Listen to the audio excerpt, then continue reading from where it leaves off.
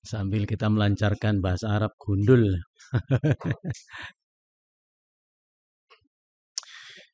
Assalamualaikum warahmatullahi wabarakatuh. Alhamdulillah, alhamdulillahilladzi nazzala ahsanal hadithi kitaban mutasyabihan mathani taksha'irru minhu juludul ladzina yakhshawna rabbahum thumma talinu juluduhum wa qulubuhum ila dzikrillah. Dzalika hudallahi yahdi bihi man yasha' wa man yudlilillahu fama lahu min had. أشهد أن لا إله إلا الله وحده لا شريك له وأشهد أن محمدا عبده ورسوله صلى الله عليه وآله وصحبه وسلم تسليما كثيرا أما بعد اللهم انفعنا بما علمتنا وعلمنا ما ينفعنا إخواني في الله أعزني الله وإياكم. Kita bersyukur kepada Allah Tabaraka wa Ta'ala, dan semestinya memang kita selalu bersyukur kepada Allah, karena dengan nikmat Allah alhamdulillah kesempatan yang berbahagia ini kembali kita dimudahkan Allah untuk bisa meluangkan waktu bermujalasah di majelis yang mulia ini. Tentu harapan dan doa semoga Allah akan senantiasa pertemukan kita di dalam limpahan rahmat-Nya dan pisahkan kita dengan memperoleh ampunannya. Allahumma hdina wa waffiqna lima tuhibbuhu wa tarda. Ikhwani fillah, di kesempatan yang berbahagia ini kita akan melanjutkan telaah kita, yakni kitab Fiqhul Asma Al-Husna yang disusun oleh Syekh Abdul Razzaq Ibn Abdul Muhsin Al-Badr hafizahullah.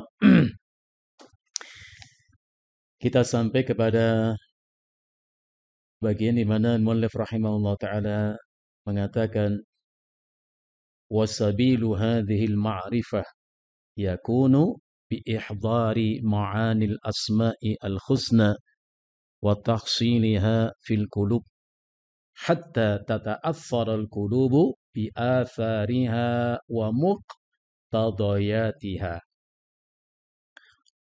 Beliau mengatakan, dan cara untuk memahami dan mengetahui ya yang demikian itu adalah dengan menghadirkan, artinya bi ikhdari al-fahm, yaitu dengan menghadirkan pemahaman yang benar tentang ma'ani, tentang makna al-asma al-husna.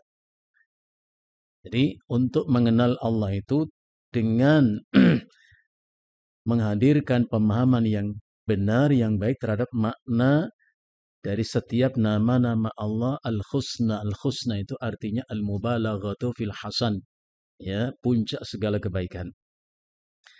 Wa tahsiniha fil qulub, dan bagaimana menyampaikan pemahaman yang benar itu ke dalam hati-hati kita, yang dampaknya adalah hatta tata'athfarul qulub bi athariya. Hati itu mendapatkan athar, mendapatkan efek, mendapatkan dampak positif dengan mengenal nama Allah tersebut. Jadi merasakan atharnya, wa muqtadayatiha, dan konsekuensinya. Nanti disebutkan contoh-contohnya. Kalau kita mengenal sifat Allah adalah Dzur-Rahmah, namanya Ar-Rahman. Apa sih implikasinya, dampaknya kalau kita memahami Allah itu Maha Pemurah, Maha Pengasih, Maha Penyayang? Nah, nanti dijelaskan muallif rahimahullah. Wa tamtali'a bi ajallil ma'arif, dan hati itu pun penuh, imtala'a yamtali'u. Karena ini muannas maka imtala'at tamtali'u, sehingga hati-hati itu penuh ya bi ajallil ma'arif, dengan pengetahuan-pengetahuan yang agung dan mulia, ya. Bi ajalli, dengan apa, ma'rifah yang begitu jelas, agung dan mulia. Famathalan, ada kata famathalan, misalnya asmaul uzmati wal kibriya, nama-nama Allah yang menunjukkan sifat al-uzma. Uzma itu keagungan. Maka Allah disebut al-azim. Al-azim artinya zu al-uzma, yang memiliki keagungan. Ya, wal kibriya, ya, kebesaran. Maka Allah disebut dengan apa itu? Mutakabbir, ya. Wallahu alladzi la ilaha illa huwal malikul quddus al-malikul salam. Ya. Kemudian ada al-jabbaru al-mutakabbir, dzu al-kibriya, yang mempunyai kebesaran. Al-majdu. Al-majdu itu artinya pujian, tsana, sanjungan. Al-jalal, nama-nama Allah menunjukkan apa? Kemuliaan. Al-haibah, yang punya sifat kehebatan. Ya, jadi hebat itu dari bahasa al-haibah, hebat. Artinya sesuatu yang tidak ada tara dan misalannya. Kalau itu ada di hati kita, betul-betul faham nama-nama Allah yang menunjukkan sifat Allah, yaitu al-uzma, al-kibriya, al-majdu, al-jalal, al-haibah, tamtali'ul qalbu, tamla'ul qalbu, maka hati itu dipenuhi ta'ziman, pengagungan kepada Allah, wa ijlalan, dan pemuliaan. Jadi itu impact-nya, itu dampak positifnya. Jadi kalau kita yakin mengimani Allah itu adalah Maha Agung, pasti kita agungkan. Maha mulia, pasti kita muliakan. Maha besar, pasti kita besarkan. Gitu ya. Wa ijlalan lahu, dan memuliakan Allah. Contoh lain, wa asma'u al-jamal, nama-nama Allah menunjukkan keindahan. Karena Nabi SAW mengatakan, innallaha jamilun yuhibbu apa? Al-jamal. Allah itu indah dan menyukai keindahan. Kan Rasulullah sebutkan dalam hadis yang dikeluarkan oleh Imam Abu Dawud, ya. Rasulullah mengatakan apa? La yadkhulul jannata man kana fi qalbihi mithqalu habbatin min khardalin min kibrin. Tidak masuk surga, kata Nabi, orang yang di hatinya tersimpan sifat sombong walau hanya sebesar biji sawi adanya. Kecil sekali. Subhanallah. Coba antum periksa di hati antum, ada sifat sombong atau tidak? Sebesar biji sawi yang sebegitu kecilnya cukup. Itu menghalang orang masuk surga, kata Nabi. Dan kita wajib membenarkan ucapan Nabi. Mendengar itu sahabat bertanya, ya Rasulullah, sesungguhnya seseorang di antara kami senang bila mengenakan pakaian yang bagus, alas kaki yang bagus, kami senang. Apa kami sombong, ya Rasulullah? Rasulullah mengatakan, innallaha jamilun yuhibbu al-jamal. Allah itu indah dan menyukai keindahan. Gak ada masalah. Bajunya bagus, gak ada masalah. Ya. Kalau Allah memberikan kita kelapangan kemudahan untuk bisa mendapatkan, gak ada masalah. Lantas apa itu sombong? Rasulullah mengatakan, al-kibru batarul haqqi wa ghamtun nasi. Sombong itu artinya batarul haqq. Apa itu batarul haqq? Sa'al-Saimin mengatakan, radduhu wa adamu qabulihi. Menolak dan tidak mau menerimanya setelah tahu itu benar. Itulah kesombongan. Ya. Tahu kebenaran, lantas ditolaknya, itulah kesombongan. Maka orang-orang kafir Allah sebut dengan sombong. Kenapa? Karena mereka tahu Islam itu benar. Ya. Qila dakhulu abwaba jahannam khalidina fiha fabi'sa maswal mutakabbirin. Masuklah kalian semuanya ke dalam neraka jahanam. Kekal kalian di neraka jahanam selama-lamanya. Sungguh jahanam merupakan seburuk-buruk tempat bagi orang yang sombong.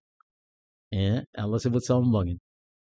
Yang kedua, sombong itu artinya wa ghamtun nas. Ghamtun nas itu artinya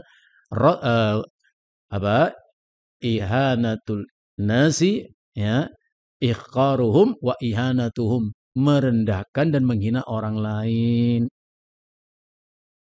Merendahkan, menghinakan, itu namanya sombong. Maka ada ungkapan bijak mengatakan, fakidus syai'i la yu'ti. Orang yang tidak punya sesuatu tidak akan bisa memberi sesuatu. Hanya orang yang mempunyai kemuliaan di hatinya yang bisa memuliakan orang lain. Dia nggak bisa menghina orang, kenapa? Karena nggak punya sifat hina di dalam dirinya. Sebaliknya, kalau ada orang itu selalu menghina orang lain, sadarlah kita bahwa memang itu yang dia punya.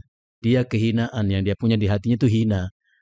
Dia nggak bisa memuliakan orang, kenapa? Karena nggak punya kemuliaan.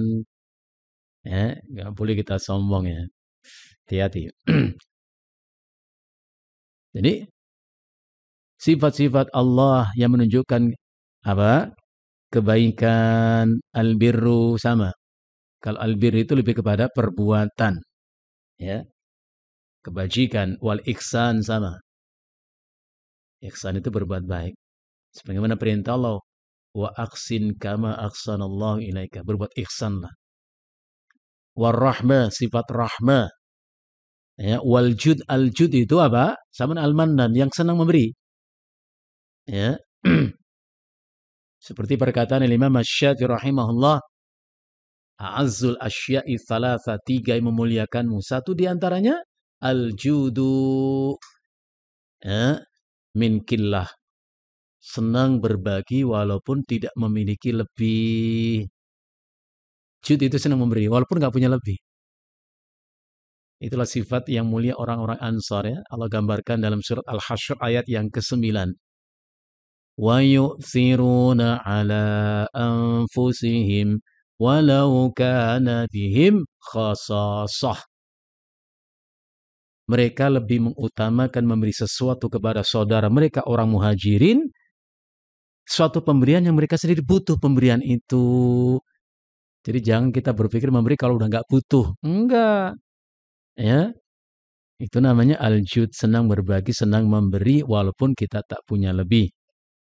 Nah, kalau kita sudah mengenal nama-nama Allah yang menjadi sifat tadi, sifat yang menggambarkan keindahan, kebaikan, kasih sayang, ya, senang memberi, tamla'ul qalba, maka hati akan dipenuhi mahabbatan lillah, rasa cinta kepada Allah, wa syauqan lahu, dan rasa rindu yang begitu kuat terhadap Allah, wa hamdan lahu wa syukran, senantiasa memuji Allah dan bersyukur kepadanya. Kenapa?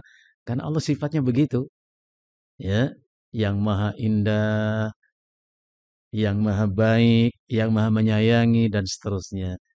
Jadi apa? Ada takfir, ada apa yang membekas dari kita itu gitu. Termasuk contoh yang lain, wa asmaul izzi, nama-nama Allah menunjukkan al-izzu, ya, kemuliaan, al-hikmatu, hikmah. Hikmah itu artinya keinginan untuk kebaikan. Jadi nggak ada sesuatu Allah yang keburukan itu nggak ada. Semua yang Allah inginkan adalah kebaikan-kebaikan. Ya, maka Allah disebut al-hakim, du hikmah. Al-ilm, Allah maha mengetahui, al-qudrah, yang maha kuasa. Kalau kita mengenal Allah dengan nama-nama yang menunjukkan sifat-sifat ini, yang maha perkasa, yang maha mulia, yang maha bijaksana, yang maha mengetahui, yang maha mampu, maka nama-nama sifat Allah itu tamla'ul qalba, akan memenuhi relung hati kita, khudu'an lillah, sifat tunduk kepada Allah, wa khusyu'an, menghadapkan sepenuh hati kepada Allah, wangkisaran. Nah, saya pernah menjelaskan kata ingkisaran itu, masih ingat ya? Ingkisar, ada istilah, ada ingkisar. Loh, mana itu naskahnya? Ingkisar kok nggak ada, hilang. Oh, antum cari terjemahan boleh. Ingkisar. Ingkisar itu hanya remuk. Ingkisar itu remuk, redam. Misalnya saya memegang gelas kaca, saya suka kasih ilustrasi ya, gelas kaca yang biasa kita pakai minum itu, mau teh atau kopi, gelas kaca. Kita lempar ke lantai, ya. Apa yang terjadi? Maka pecahlah kaca, gelas kaca itu menjadi serpian-serpian kaca. Ya, alqaitul kuba az-zujaji 'alal bilati fankasara. Nah, begitu. Aku lemparkan gelas kaca ini ke lantai, hancur berantakanlah. Hancur berantakan bahasa Arab ingkasara. alqaitu al-kuba az-zujaji 'alal bilati fankasara. Aku lemparkan gelas kaca itu ke lantai maka hancur berantakan. Inkisar itu remuk. Jadi nggak berbentuk lagi. Di hadapan Allah pun dalam ibadah harus seperti itu keadaan hati kita. Bukan kalau orang Jawa menyebut begedut, sombong, congak. Enggak. Coba antum ingat baik-baik. Kalau antum sedang ibadah itu, apa antum pikir Allah butuh ibadah kita atau kita butuh diterima ibadah kepada Allah? Kalau kita merasa, Allah butuh ibadah saya, berarti antum itu sombong. Maka sifat itu harus kita pahami. Di depan Allah harus mungkasiral qalbi, hati yang remuk. Gak ada nilai apa-apa di depan Allah kita itu. Ya, nggak nyombong. Kalau nyombong Allah nggak terima. Walaupun kita amalkan ibadah itu nggak Allah terima.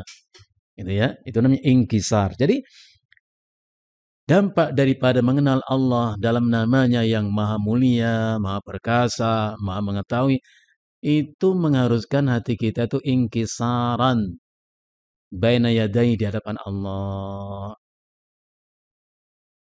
Nama yang lain Allah misalnya Asmaul Ilmi. Ya, nama Allah yang berupa al-ilm, ya. Al-alim, dzu ilmin, yang maha mengetahui. Wal khibrah, yang selalu memberitahukan. Artinya khobar. Ya. Khabir itu yang maha memberitahukan. Jadi nanti semua kita diberitahukan Allah tentang perbuatan kita. Kan begitu. Ingat surat Al-Jumu'ah? Qul innal mauta alladzi tafirruna minhu fa innahu mulaqikum. Katakan, sesungguhnya kematian yang kalian lari darinya. Itu sifat manusia. Ada mungkin orang bisa lari dan namanya kematian. Tapi Allah mengatakan fa'innahu mulaqikum. Justru mati itu akan menemui kamu. Kita nggak usah nyari mati, nanti ketemu. Maka di ayat lain Allah mengatakan apa? Aina ma takunu yudrikumul. Nah, terusin dong. Aina ma takunu yudrikumul maut walau kuntum fi burujin musyayyadah. Dimanapun kamu berada, kematian akan datang menjemputmu, menemuimu. Walaupun kau dalam benteng yang amat sangat kuat penjagaannya. Masya Allah. Dalam kitab At-Tadhkirah Al-Imam Al-Qurtubi menyebutkan satu riwayat bahwa Nabi Daud satu ketika kedatangan sosok yang asing bagi beliau di istana beliau. Di istana. Karena tidak kenal, Nabi Daud bertanya, "Man anta? Kau ini siapa?" Masuk ke istanaku. Sosok itu mengatakan apa? Ana man la yakhaful muluk. Aku adalah hamba Allah yang tidak pernah takut gentar terhadap raja dan penguasa yang manapun. Wala yamna'ul kusur, dan tidak terhalang masuk ke istana manapun. Wala yaqbalur risyah, dan aku tidak menerima rishwa, jamak rishwa, suap. Nggak takut kepada penguasa yang manapun, nggak terhalang masuk istana yang manapun, nggak terima suap berapapun. Daud langsung mengatakan, idzan anta malakul maut.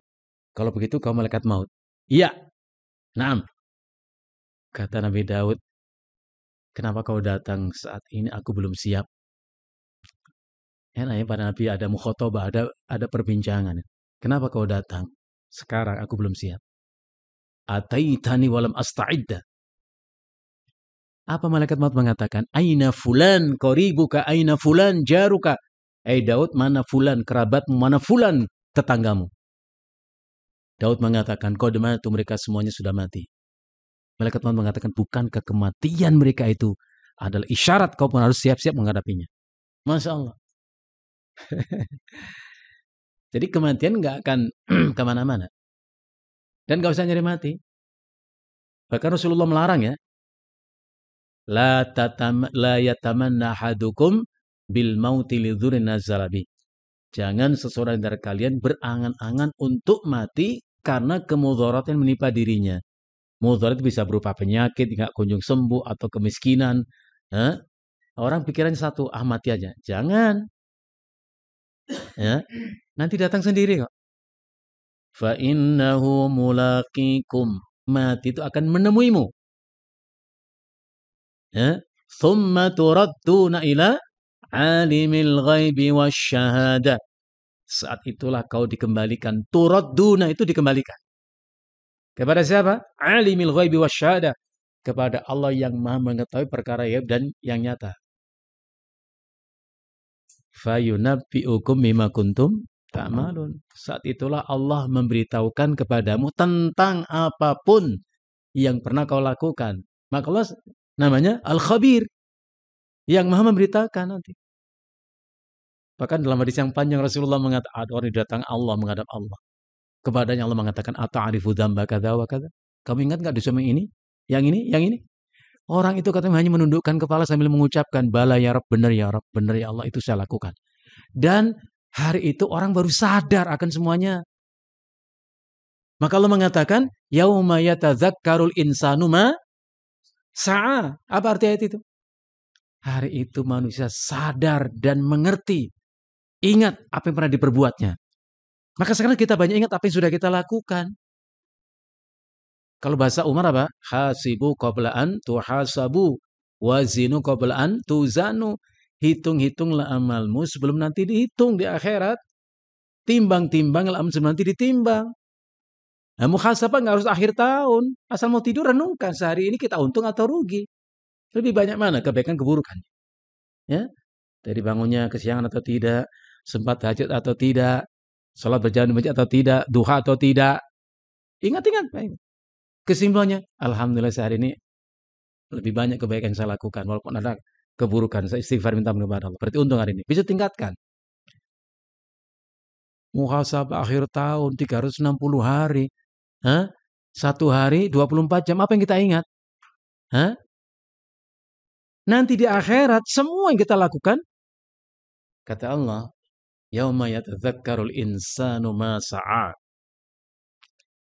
Hari itu setiap manusia akan mengingat apa yang pernah diperbuatnya. Kalau nggak ingat, diingetin sama Allah, itu masalahnya. Wa an laisa lil insani illa ma sa'a. Surat An-Najm. Dan sesungguhnya manusia tidaklah akan mendapatkan di akhirat nanti selain apa yang diperbuatnya. Wa anna sa'yahu saufa yura.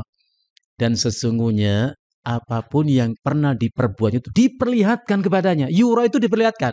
Kalau yara, ro'a yara, melihat. Kalau ru'ya yura, diperlihatkan. Indah nggak bahasa Arab? Indah bahasa Arab ya. Ini terus belajar bahasa Arab, ikhwan. Bahasa yang Allah pilih sebagai bahasa pengantar firman yang mulia ini. Bahkan Ibnu Katsir mengatakan bahasa Arab adalah bahasa yang paling mulia di antara bahasa yang ada. Ya, diturunkan di bumi yang paling mulia di antara bumi yang ada di sini, di bumi ini, tempat yang paling mulia di bumi ini, di bulan yang paling mulia dari 12 bulan itu Ramadan, lewat Rasul yang paling mulia itu Muhammad SAW. Pokoknya Al-Quran luar biasa. Ya, tentu bagi yang mengimani Al-Quran ya enggak, kalau nggak beriman ya susah gitu. Jadi apapun yang dilakukan manusia nanti diperlihatkan kepadanya. Wa anna sa'yahu saufa yura. Apapun yang diperbuatnya itu kebaikan kah, keburukan kah, kebohongan kah, kejujuran kah, yura, diperlihatkan kepadanya. Bukan sekedar diperlihatkan, kata Allah. Thumma yujzahul jaza'al awfah.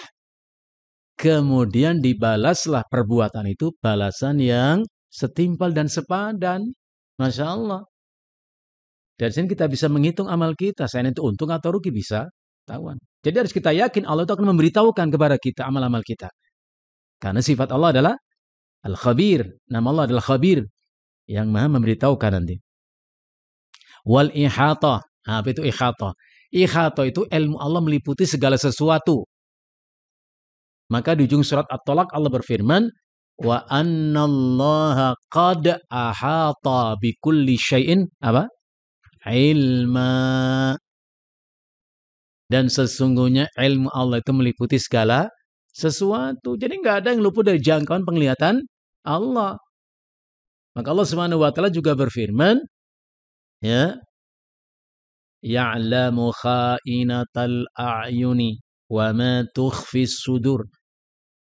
Allah kasih tahu tentang sifat Allah. Ya'lamu, Allah itu mengetahui. Ya, khainatal a'yuni, kekhianatan yang tersimpan di balik penglihatan. Ada orang melihat sesuatu, di balik penglihatannya Allah tahu. Wa ma tukhfis sudur, dan apa yang disembunyikan di hati, Allah tahu semua. Tidak ada yang terhalang. Ya. Inna Allah la yakhfa alaihi syai'un fil ardi wa la fis sama. Sesungguhnya Allah itu tidak terhalang dari pengetahuan, penglihatan, pendengaran apapun yang di langit dan yang di bumi. Nah, gitu ya. Ini namanya ihata. Wal muraqabah. Apa itu muraqabah? Jangkauan penglihatan, pengetahuan, pendengaran Allah. Namanya muraqabah. Maka Luqman menasihati anaknya ya. Luqman menasihati anaknya. Ya bunayya, inna intaku misqalu habbatin min khardal. Sekiranya ada suatu perbuatan, wahai anakku, yang kau lakukan. Kecil perbuatan itu. Sekecil biji sawi adanya. Fatakun fi sakhrah. Kau lakukan di dalam bongkahan batu. Artinya jauh dari penglihatan manusia, pengetahuan manusia. Dalam gua yang gelap, terpencil dari keramaian manusia. Au fis sama, atau di langit yang tinggi. Au fil ardi, atau di manapun itu perbuatan kau lakukan. Ya'ti bihallah. Allah akan mendatangkan balasan atas perbuatan. Kenapa? Allah tahu kok. Allah tahu. Maka Imam Ahmad Ibnu Hanbal rahimahullah ta'ala dalam bait nasyidnya beliau mengatakan,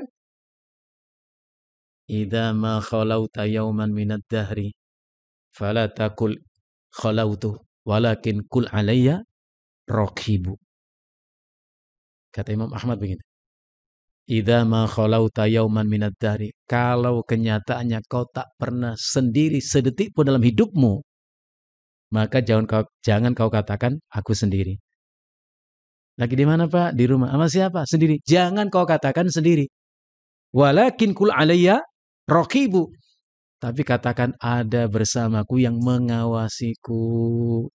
Siapa? Yang Allah katakan dalam surah Al-Infitar itu. Wa inna alaikum lahafidhin kiraman katibin ya'lamuna ma taf'alun. Bagaimana merasa sendiri? Hah? Sesungguhnya ada bersama kalian itu adalah hafidhin, yang mengawasi, menjaga, memperhatikanmu. Kiraman, hamba Allah yang mulia, itu malaikat-malaikat Allah. Katibin, lagi mencatat semua amalmu. Hatta dalam kesendirian kita ini. Ya'lamuna ma taf'alun. Mereka tahu apapun yang kamu lakukan. Masya Allah. Ini namanya muraqabah. Wal musyahadah. Ya. Musyahadah. Allah itu menyaksikan semua yang kita lakukan. Maka namanya Allah itu syahid. Ya. Artinya dzus syahadah, yang selalu menyaksikan perbuatan kita.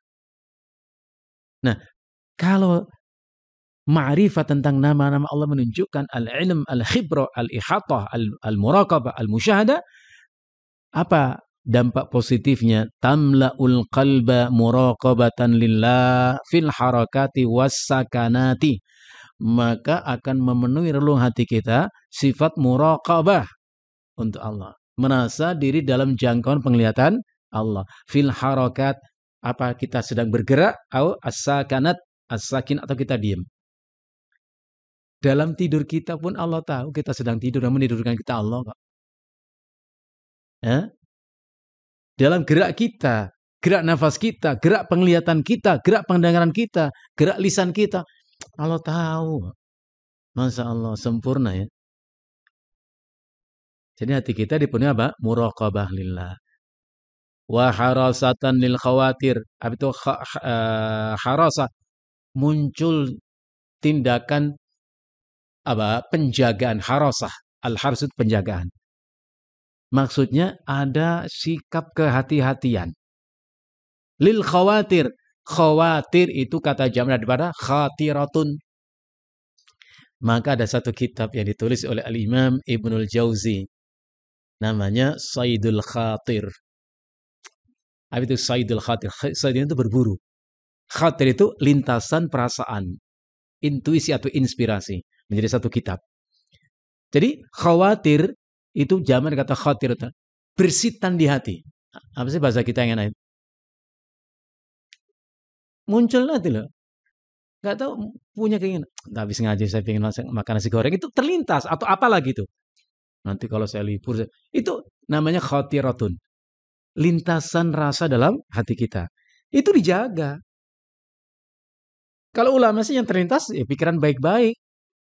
Kita kadang muncul pikiran buruk ya nah? Pikiran buruk maka dijaga. Karena semua perbuatan itu berangkat dari sebuah keinginan dan keinginan itu ada dalam hati. Dan sekedar keinginan pun itu dicatat, ikhwan. Ya, Anda masih ingat gak ucapan Nabi Sallallahu Alaihi Wasallam? Innallaha katabal hasanati was sayyiat.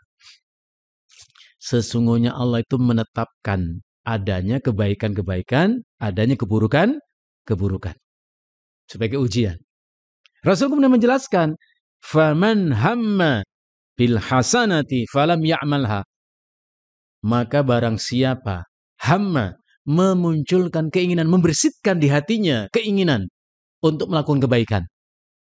Misalnya begini, habis ngaji ini saya mau pulang, misalnya saya nanti ingin tidur lebih awal supaya nanti saya bisa bangun lebih awal, ya jam 3, jam 4 untuk sholat tahajud. Itu terlintas keinginan itu. Falam ya'malha. Meski ia belum melakukan itu, kataballahu lahu indahu hasanatan kamilah. Maka Allah mencatat untuknya kebaikan yang sempurna. Maka munculkan niatan begitu. Nanti kalau saya punya rezeki, saya mau infak. Munculkan niatan baik. Faman hamma biya wa amilaha. Dan siapa yang memunculkan keinginan untuk berbuat baik dan dikerjakan kebaikan itu dengan izin Allah. Pengen bangun malam untuk sholat id, qadarullah bisa bangun malam. Maka dia pun bangun sholat tahajud. Ambil wudhu, sholat tahajud. Apa Rasulullah mengatakan? Kataballahu lahu indahu asyra hasanatin ila sab'i mi'ah. Maka Allah catat untuknya 10 kebaikan sampai 700 kali kebaikan. Sebaliknya, wa man hamma bisayyi'atin. Masya Allah, hati-hati ikhwan ya. Barang siapa yang memunculkan keinginan di hatinya untuk melakukan satu keburukan. Gak punya uangnya. Coba kalau punya saya beli khomer ini, saya pengen mabuk. Muncul keinginan, walaupun hanya keinginan. Falam ya'malha. Namun tidak atau belum ia kerjakan. Tidak dia kerjakan. Muncul pertanyaan, kata Syekh Utsaimin, kenapa tidak dikerjakan? Apabila tidak dikerjakan apa yang diinginkan keburukan tadi, khasyatan lillah, karena takut kepada Allah. Ada keinginan untuk berbuat buruk, tapi nggak jadi. Kenapa? Takut kepada Allah. Maka Allah catat untuknya satu kebaikan.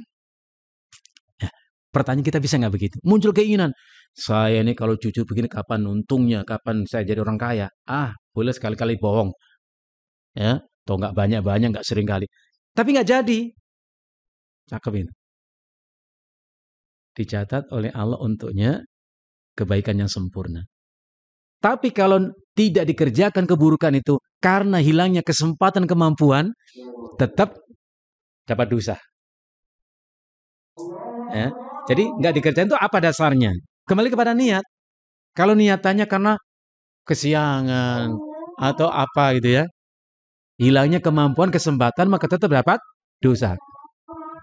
Wa man hamma biha wa amilaha. Dan siapa yang ingin melakukan keburukan dan dikerjakan itu keburukan, dikerjakan, maka ia mendapatkan satu keburukan. Kalau kita ingin gak ada bersitan keinginan untuk berbuat buruk, kayaknya gak mungkin. Yang perlu kita upayakan adalah walaupun muncul niatan buruk, gak jadi. Kenapa? Khasyatallah, takut kepada Allah.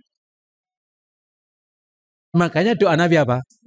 Allahumma qsim lana min khasyatika. Ya Allah, anugerahkanlah untuk kami sifat takut kepadamu. Takut kepada Allah. Ma takhulu bainana wa baina ma'asika. Yang sifat takut kepadamu itu menghalangi aku untuk bermaksiat kepadamu. Selama kita takut kepada Allah, nggak akan berbuat maksiat, walaupun ingin berbuat maksiat. Sehingga dengan demikian pelaku kemaksiatan adalah orang-orang tidak takut kepada Allah. Sudah terdengar azan Isya, ikhwan. Insyaallah nanti selepas selesai kita akan lanjutkan lagi kajian kita. Nas'alullah wal afiyah. Sallallahu ala nabiyyina Muhammadin wa ala alihi wasallam. Assalamualaikum warahmatullahi wabarakatuh.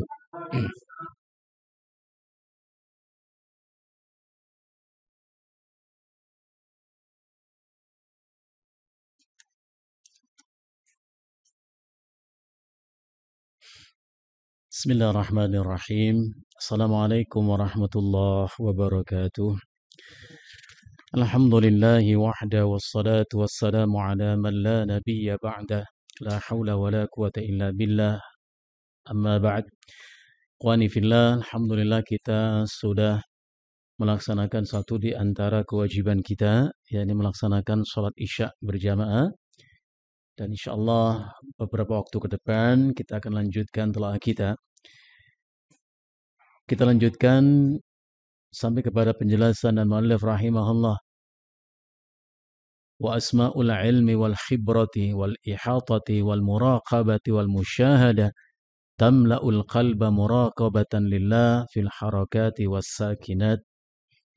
Jadi memahami nama-nama Allah yang menunjukkan Allah itu memiliki ilmu yang meliputi segala sesuatu, yang akan memberitahukan apapun perbuatan kita manusia, Allah selalu menjangkau setiap ucapan dan perbuatan kita. Allah menyaksikan setiap perilaku kita. Itu bisa memenuhi hati kita dengan sifat muraqabah lillah. Apakah dalam keadaan kita bergerak, beraktivitas, atau kita diam. Wa harasatul khawatir anil afkar ar-radiyah. Dan kita mampu mengendalikan khatirah kita, lintasan perasaan dan hasrat keinginan kita, anil afkar ar-radiyah, dari pemikiran-pemikiran yang hina. Ar-radiyah, ya. Al-radiyah itu artinya rendah, hina. Wal irada al-fasidah. Dan kita bisa menahan diri kita dari munculnya keinginan-keinginan yang fasidah, yang rusak, yang buruk, yang negatif. Kenapa? Karena semuanya Allah tahu. Maka Allah Subhanahu wa taala berfirman, wa asirru qaulakum awijharu bih. Rahasiakan apa yang ingin kau katakan. Ini enggak usah diucap. Sembunyikan dari kita. Awijharu bih. Ijhar itu menampakkan dengan kata kalimat. Bagi Allah sama saja. Innahu alimun bidzatis sudur. Allah mengetahui apapun yang tersimpan di hatimu. Contoh yang lain, wa asmaul ghina. Kalau kita mengenal nama-nama Allah yang menunjukkan al-ghina. Al-ghina itu sifat kaya. Maka Allah disebut al-ghaniyu. Sama dengan firman Allah. Di mana Nabi Musa mengatakan, in takfuru antum. Kalau kalian kufur semuanya. Wa man fil ardi, dan semua manusia di bumi ini. Kufur kepada Allah. Fa innallaha la ghaniyun.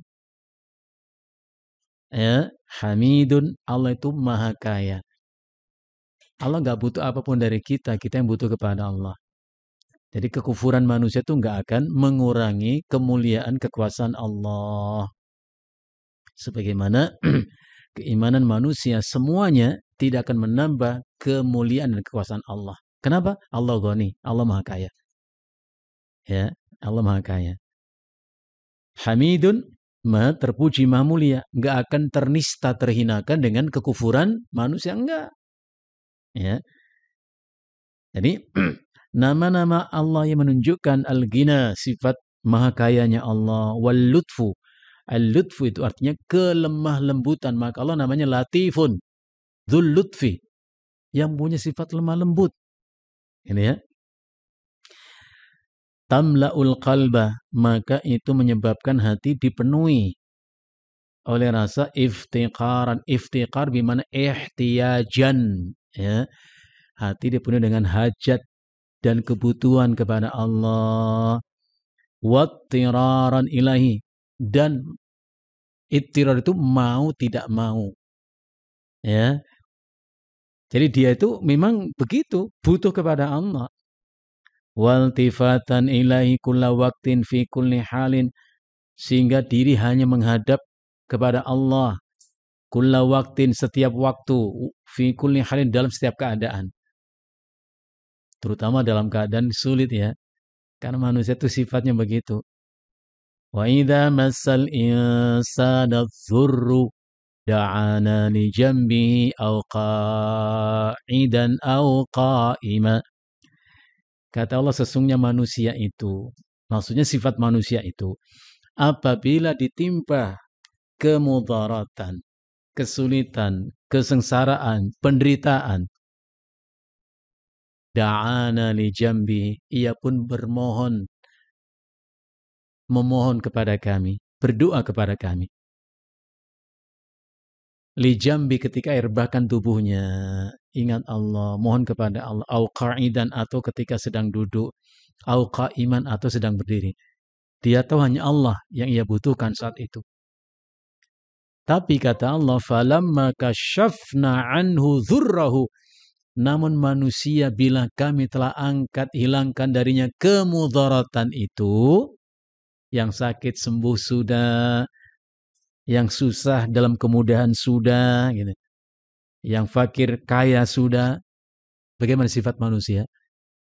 Walla marra ka'allam yad'una ila dzurrin massah, maka ia pun berjalan melenggang di atas bumi ini seolah tidak pernah memohon kepada kami atas kemudaratan yang menimpa dirinya. Lupa kepada Allah. Itulah manusia, ya. Orang yang mengenal Allah selalu menghadapkan hatinya itu kepada Allah, dalam arti menyandarkan harap dan keinginan hanya kepada Allah. Kapan? Kulla waqtin, setiap waktu. Fi kulli halin, dalam keadaan apapun, dalam senang, dalam susah, ingat Allah. Mengamalkan sabda Nabi SAW ketika Nabi menasihati Ibnu Abbas, beliau mengatakan, ta'arraf ilallahi firrakhai wasyiddati. Ta'arraf itu kun ma'rifatan billah. Jadilah kau orang yang selalu ingat Allah. Kapan? Fi syiddati warrakha, ketika kamu dalam kesempitan dan kelapangan, ketika dalam kesedihan ataupun dalam kegembiraan, ketika kau dalam penderitaan atau dalam kebahagiaan, ingat Allah.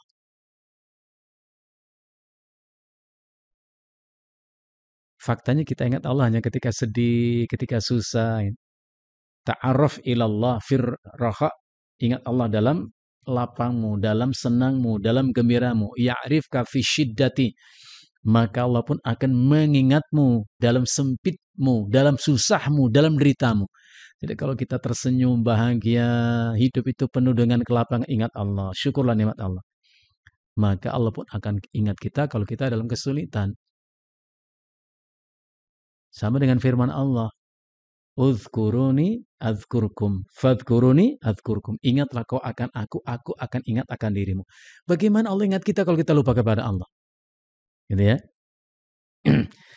Selanjutnya, Mu'allif rahimahullah ta'ala mengatakan, fahadhil ma'arif, maka mengenal Allah dengan cara seperti yang disebutkan di atas, ya, allati tahsulu lil qulubi bisababi ma'rifatil 'abdi bi asma'i wa sifatihi, yang hati-hati manusia itu memperoleh atau mendapatkan dengan sebab mengenalnya hamba Allah itu terhadap nama-namanya dan sifat-sifatnya, ta'abbada biha lillah, maka ia pun akan dengan mudah untuk tunduk dan patuh kepada Allah. Ta'abbada itu beribadah.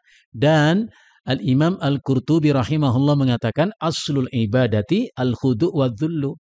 Makna asal ibadah itu tunduk dan patuh.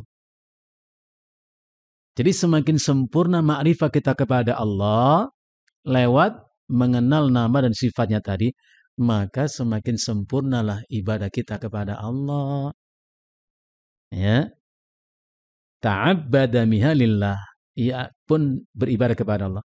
La yuhassilu al-'abdu fid dunya ajalla, sehingga seorang hamba tidak akan pernah memperoleh dalam kehidupan dunianya ini ajalla, sesuatu yang lebih agung, ya, wala afdhala, dan tidak pula ia mendapatkan sesuatu yang lebih utama, wala akmala, dan tidak pula sesuatu yang lebih, ya, sempurna, minha, daripada sempurna ibadah kepada Allah bila sempurna ma'rifat kita kepadanya. Ya. Makanya ikhwan azakumullah, Nabi mengajarkan kepada kita dalam urusan ibadah itu bukan sekedar terlaksananya ibadah, itu penting. Tapi beribadah dengan sebaik-baiknya, sesempurna-sempurnanya ibadah. Kan begitu doa kita. Allahumma a'inni ala dzikrika. Tolong aku ya Allah untuk selalu mengingatmu. Ya. Wa syukrika, dan mensyukuri nikmat-nikmatmu. Yang ketiga apa? Wa husni ibadatika. Waw itu atof, artinya wa a'inni ala husni ibadatik. Dan tolong aku, ya Allah, agar aku senantiasa beribadah kepadamu dengan sebaik-baiknya, sesempurna-sempurnanya ibadah. Jadi bicara kualitas, bukan sekedar mujarradul ada terlaksananya ibadah, bukan. Ya, berikan terbaik dalam ibadah itu. Gitu. Kita lanjutkan. Wa hiya afdhalul ataya minallahi li 'abdihi. Itulah pemberian yang paling utama dari Allah untuk hambanya. Dibimbing hamba Allah untuk mengenal Allah Rabbnya. Dengan mengenal nama-nama dan sifat-sifatnya yang karenanya ia sempurna ibadah kepada Allah. Itu al-ataya. Ataya jamak dari kata al-atiyah. Pemberian. Wa hiya ruhut tauhid. Itulah esensi daripada tauhid. Wa rauhuhu, dan yang paling utama dari tauhid itu.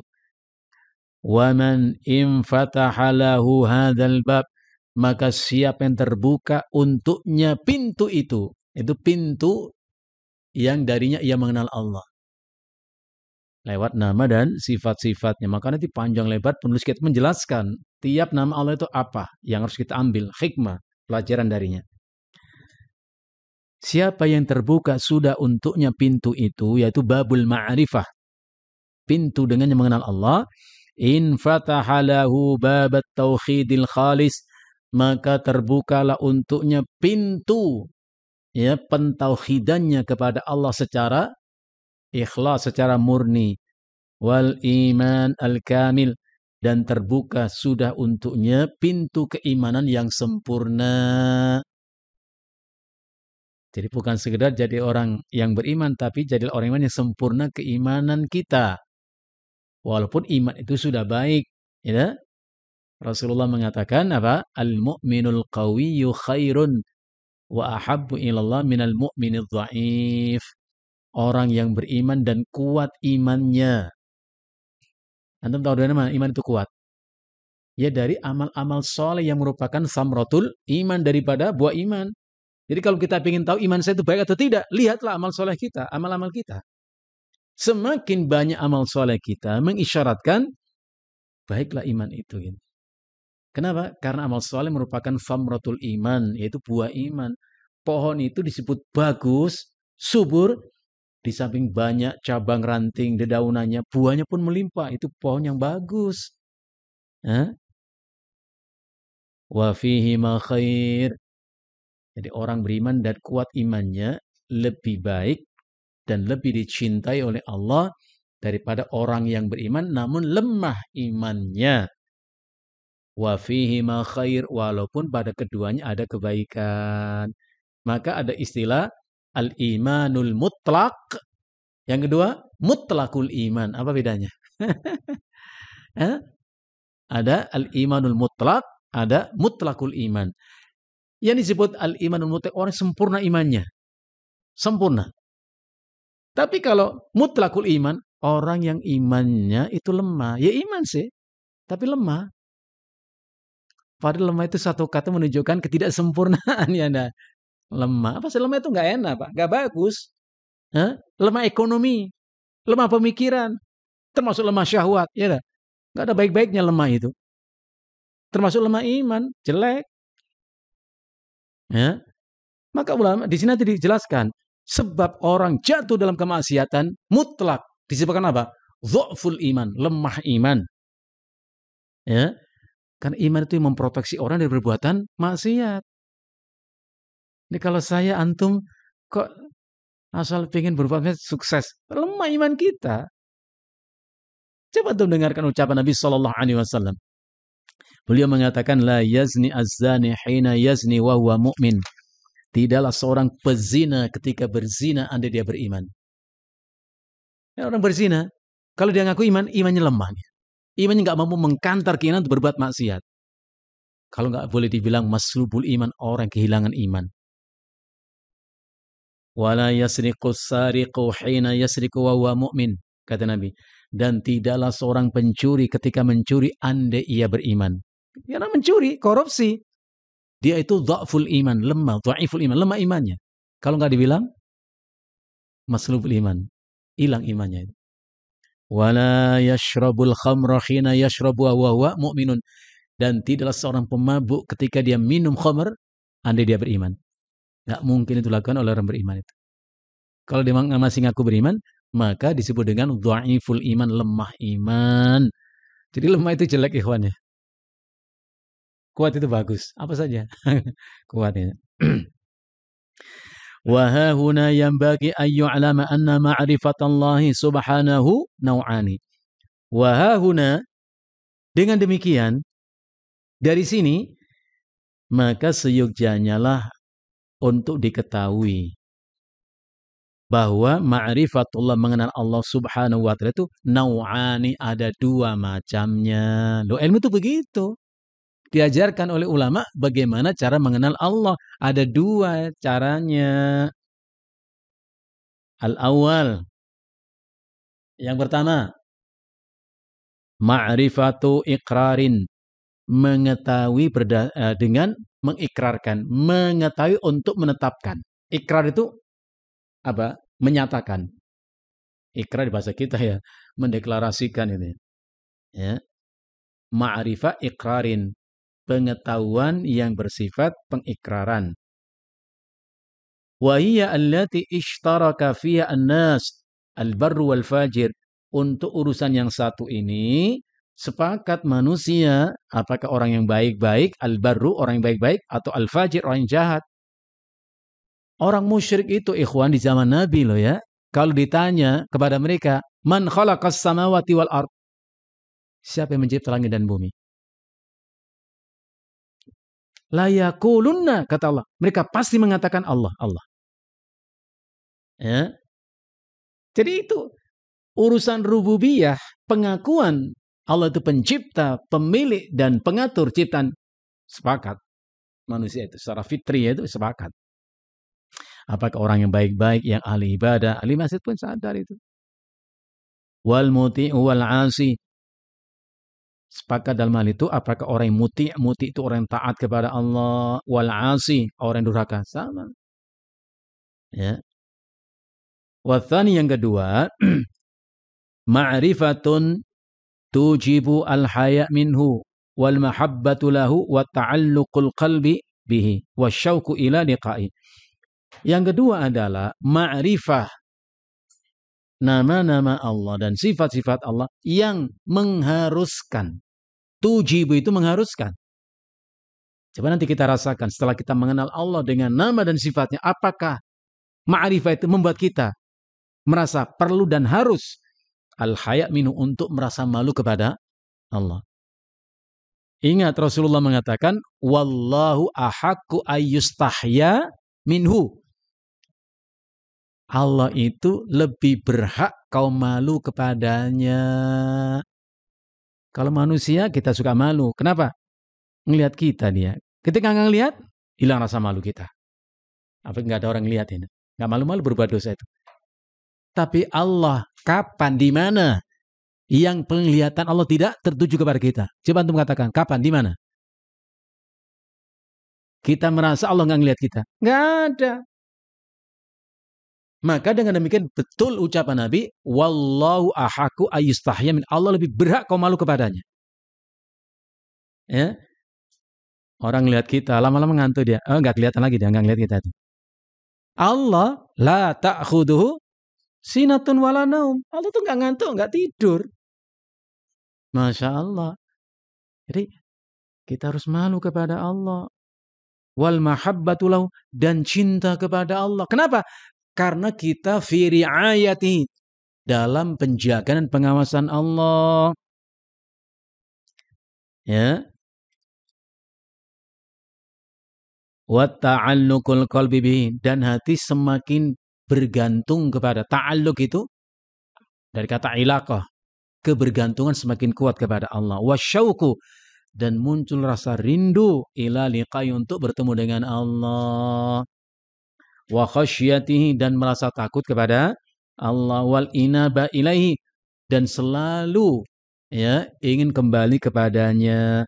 Wal unsu bihi, merasa tenang, tentram ketika ada bersamanya. Wal firaru minal khalqi ilaihi, dan menjauh atau berlari meninggalkan manusia untuk datang menghadap Allah. Jadi kalau kita sedang urusan sesama kita manusia, kok diperintah Allah datang kepada Allah dengan ibadah, kita tinggalkan urusan itu. Coba antum perhatikan firman Allah. Ya ayyuhalladzina amanu idza qudiyatis shalah. Hai orang beriman, ya ayyuhalladzina amanu idza nudiya lis shalah. Hai orang beriman, apabila diseru, dikumandangkan untuk sholat di hari Jumat. Berarti sholat apa? Sholat Jumat.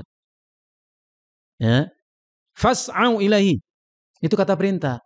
Segeralah untuk kau datang memenuhi panggilan Allah itu. Konsekuensinya apa? Wadharul bai'. Tinggalkan jual. Ibadah urusan kita dengan Allah, jual urusan kita dengan sesama kita. Antum pentingkan yang mana? Pak Hajinya berangkat ke masjid, Bu Haji masih buka warung. Boleh atau tidak? Antum jawab. Pak Hajinya pergi ke masjid sih. Jumatan. Itu Bu Haji buka warung. Akhirnya orang banyak beli di warung. Boleh atau tidak? Tutup warung itu. Hah? Gara-gara Bu Haji buka warung, orang jadinya beli rokok, kayak beli apa di situ. Kak Jumatan itu. Jadi utamakan. Amalkan firman Allah.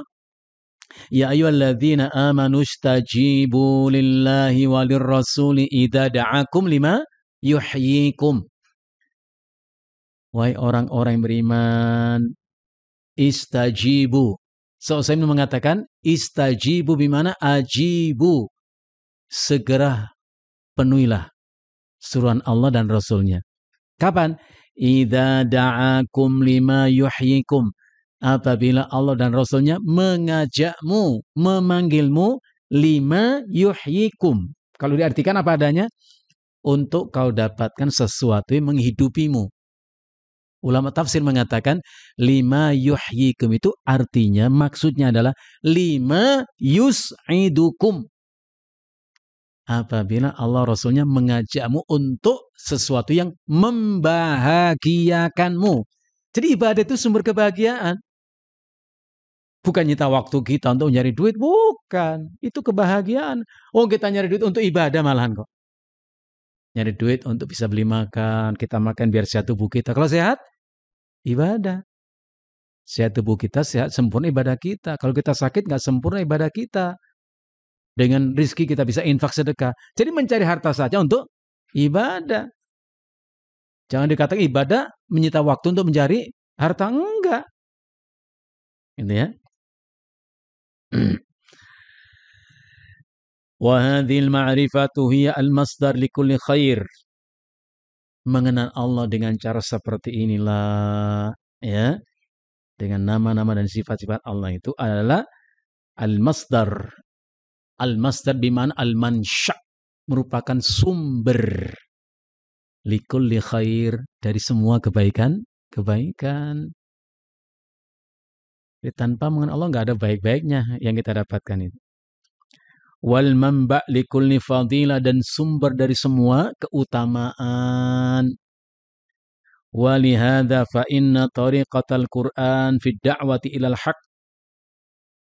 Dan oleh karena itulah maka sesungguhnya jalan atau cara metode Al-Qur'an dalam mengajak manusia kepada kebaikan, wal huda dan petunjuk, wat takhdir, dan Al-Qur'an ketika memberikan peringatan, ingat takhdir itu warning ya, peringatan, min mawatinil halak, dari kemungkinan manusia itu mengalami kehancuran dan kebinasaan, warroda, sama, roda itu hancur binasa, qaimatan ala fathi abwabi hadil ma'rifah, maka itu tegak ya di atas pintu-pintu yang terbuka sudah, yaitu dengan mengenal Allah. Ingat, Allah itu mempunyai janji-janji dan Allah punya ancaman-ancaman. Ya. Misalnya Allah berfirman, "Wa man yushaqillaha wa rasulahu fa innallaha syadidul iqab." Itu ancaman Allah. Allah itu keras siksaannya itu. Itu ancaman. Kalau kita membenarkan firman Allah itu, pasti kita takut untuk melakukan sebab karena kita dihadap oleh Allah. Sebaliknya janji Allah, innalladzina amanu wa 'amilus salihati kanat lahum jannatul firdausi nuzula. Sungguh orang yang beriman, yang beramal saleh, surga firdaus tempat tinggalnya. Apa yang kita rasakan? Kita nggak akan lelah, nggak akan letih untuk terus beriman dan beramal saleh. Kenapa? Janji Allah benar. Kalau janji Allah benar, ancamannya juga benar. Nggak ada keraguan di hati bahwa orang kafir pasti dihadap oleh Allah, itu nggak bisa nggak. Itu satu kepastian dari Allah. Tengok surat Al-Kahfi 102. Allah berfirman, inna a'tadna jahannama. Sungguh kami telah siapkan jannah. Untuk siapa? Lil kafirina nuzula. Bagi orang-orang kafir sebagai tempat tinggalnya. Bukan kita yang memastikan. Ada orang mengatakan, suka memvonis orang masuk neraka. Allah yang katakan, bukan kita yang memastikan. Allah sudah memastikan. Jadi kalau kita ditanya, ada orang hidupnya dilewati dengan kekufuran kepada Allah, ingkar kepada Allah, dan mati dalam keadaan seperti itu, di mana dia? Kita wajib mengatakan di neraka. Kenapa? Itu ketentuan Allah. Kecuali kalau dia bertobat sebelum dia mati. Lain. Ya. Maka tobat itu diperintah oleh Allah. Orang yang musyrik dalam hidupnya mati dalam kesyirikan. Nggak usah ragu kita mengatakan dia masuk neraka. Kenapa? Kan Allah mengatakan, innahu may yusyrik billah faqad harramallahu alaihil jannah. Sesungguhnya barang siapa yang menyekutukan Allah, maka Allah haramkan baginya surga. Itu kata Allah. Kalau Allah sudah haramkan surga, di mana dia adanya? Wa ma'wahun nar, itu ayat. Jadi kita membangun narasi pemahaman kita dengan ayat.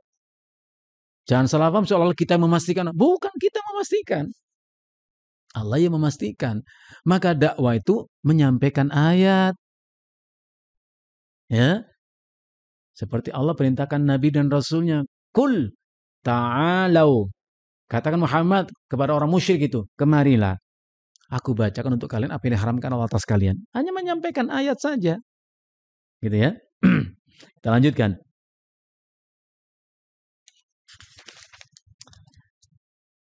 Fafil Qur'ani, dan kalau kita perhatikan dengan seksama, di dalam Al-Qur'an itu banyak disebutkan oleh Allah Azza wa Jalla di antara sifat-sifatnya yang sempurna. Ya, sifat-sifat kemahatinggian Allah di atas arasy-Nya. Makanya akidah Ahlussunnah meyakini Allah itu di arasy, bukan di mana-mana. Allah di arasy. Ada 7 ayat Allah mengatakan Ar-Rahman 'alal arsy istawa. Allah di arasy dia bersemayam. Ya, itu khabariyah. Maka Imam Malik pernah ditanya, Imam Malik, Allah katakan dia di arasy. Fa kaifa istawa? Seperti apa Allah di arasy itu? Istiwanya seperti apa? Bersemayamnya itu seperti apa? Apa yang ditanyakan? Kaifiyahnya, caranya. Imam Malik mengatakan al-istiwa'u ma'lumun. Istiwa, bersemayam itu kata yang sudah dimengerti. Dari mana? Dari sisi bahasa. Kalau Bapak, kita orang Indonesia ditanya, saya sedang minum. Minum itu apa, Pak? Ada yang tanya gitu nggak? Nggak ada. Kenapa? Minum satu kata yang bisa dimengerti. Hah? Nggak usah ditanya lagi, nggak usah didefinisikan. Minum ialah aktivitas memasukkan air lewat mulut. Hah? Kalau masuk ke dalam berarti minum, kalau muntah berarti keluar muntah. Nggak perlu, orang sudah ngerti kok dari sisi bahasa. Dan Al-Quran pakai bahasa. Jadi istiwa itu satu kata yang sudah dimengerti. Nggak perlu dijelaskan. Wal imanu bihi wajibun. Mengimani Allah di arasy adanya, itu wajib. Kenapa? Allah kasih tahu dia di arasy kok.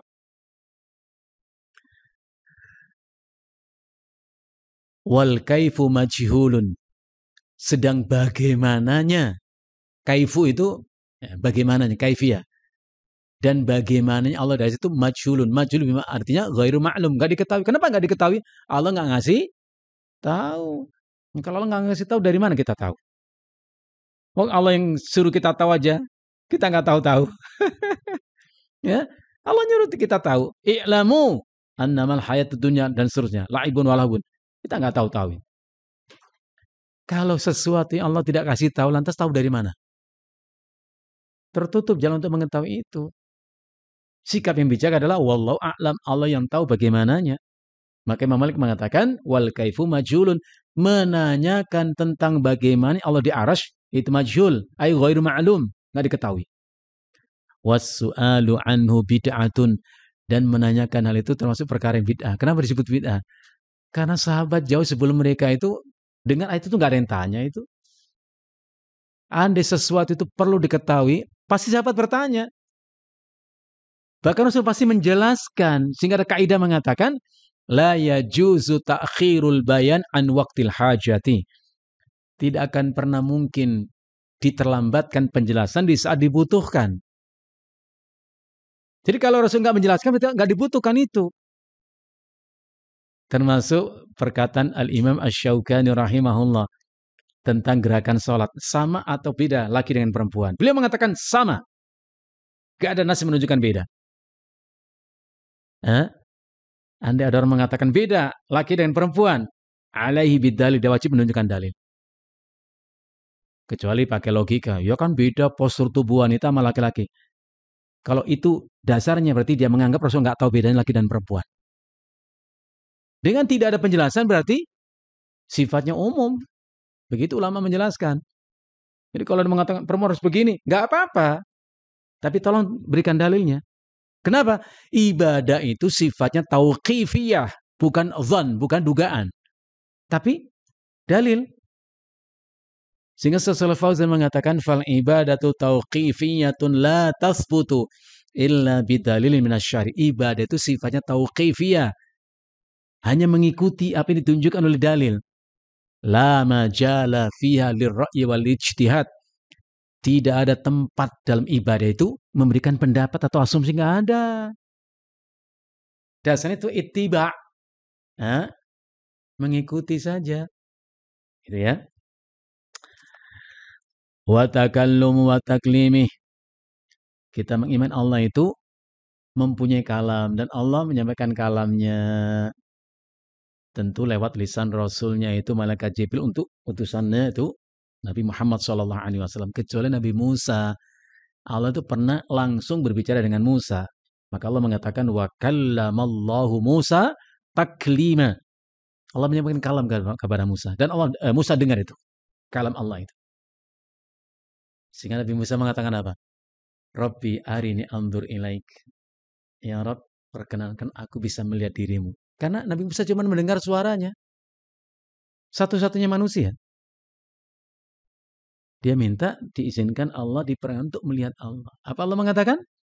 Innaka lan tarani, kau tak akan bisa melihat aku. Ya ini di dunia ini, di akhirat lain lagi ya. Kalau di akhirat bisa atau tidak melihat Allah? Bisa. Nah, Allah mengatakan dalam surah Al-Qiyamah, wujuh yauma idzin nadhirah, pakai dzat. Wajah orang beriman hari itu berseri-seri. Ila rabbiha nadhirah, kepada Rabbnya mereka memandang. Bahkan Nabi kita sallallahu alaihi wasallam mengatakan, innakum satarawna rabbakum kama tarawnal qamara lailatal badri. Kalian akan melihat Allah di akhirat nanti seperti kalian melihat bulan purnama di malam yang cerah. Ya. Allah katakan walakin indur ilal jabali. Tapi lihatlah oleh Musa gunung itu. Ditunjukkan satu gunung oleh Allah. Kau lihat gunung itu. Ini istaqarra makanahu fasawfa tarani. Kalau kau masih mendapati gunung itu di tempatnya, kau akan melihat aku. Falamma tajalla rabbul jabali ja'alahu dakka'a wa kharra Musa sa'iqa. Ketika Allah bertajalli, secara bahasa tajal artinya menampakkan diri kepada gunung itu, maka hancur leburlah gunung itu. Dan Musa tersungkur tidak sadarkan diri. Ya. Wa ihatatu ilmihi. Dan Al-Quran banyak menyebutkan bahwa ilmu Allah itu meliputi segala sesuatu. Wa nufudi masyiatihi. Dan berlakunya apapun yang Allah kehendaki. Maka sering kita mengucapkan Masya Allahu kana wa ma lam yasha lam yakun. Itu ucapan Nabi. Kita suka mengucapkan insya Allah. Kenapa? Li'anna masyiatallahi nafidah. Karena apa yang Allah kehendaki itu yang terjadi. Ma yad'u al-ibad ila luzumin ikhlas. Semua itu mengajak, membimbing hamba-hamba Allah ila luzumil ikhlas, untuk senantiasa. Luzum, lazim, mulazama. Artinya senantiasa ikhlas wa tahqiqit tauhid, dan mengimplementasikan tauhidnya. Tahqiq itu diimplementasikan, diwujudkan. Ketauhidan itu. Wal bara'ah, dan berlepas diri minit tikhadil andadi wasyuraka, dari mengambil sekutu-sekutu untuk disetarakan dengan Allah. Wa yadhkuru lahum min awsafi kamalihi wa nu'uti jalalihi. Dan dalam Al-Quran banyak pula Allah sebutkan tentang sifat-sifatnya yang sempurna, sifat-sifat yang agung dan mulia. Ma yajribu qulubahum ilal mubadarati ila da'watihi, yang itu mengharuskan, menyebabkan hati-hati manusia bersegera untuk bersandar harap hanya kepada Allah. Wal musara'ati. Musara'ah itu artinya bergegas. Lawannya at-tawani. Tawani itu apa? Menunda-nunda. Antum malu nggak kalau membaca firman Allah? Fastabiqul khairat. Berlombalah dalam kebaikan.